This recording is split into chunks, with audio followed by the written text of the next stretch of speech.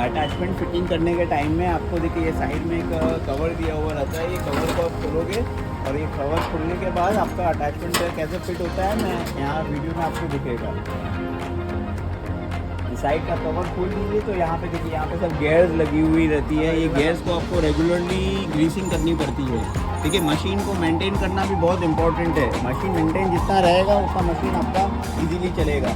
ये देखिए बड़ी गेयर है, इसमें भी आपको ग्रीसिंग करने की ज़रूरत है। यहाँ पे मशीन में ग्रीसिंग कीजिए, ये स्प्रॉकेट में ग्रीसिंग कीजिए। ये मोबिल कैप दी हुई है ताकि अंदर की जो बेरिंग्स है उसमें मोबिल जाए तो ये लुब्रिकेटेड रहेगी और मशीन आराम से चलेगी। अभी आपको देखिए ये अटैचमेंट फिटिंग करने के लिए यहाँ पे 4 नट दिया हुआ रहता है। ये नट आपको लगाना पड़ेगा। ये नट लगाने के बाद में अटैचमेंट पूरा कंप्लीट सेट के हिसाब से आएगा।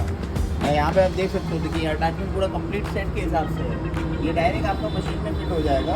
अभी देखिए कैसे फिटिंग होता है ये दिखा रहे हैं आपको।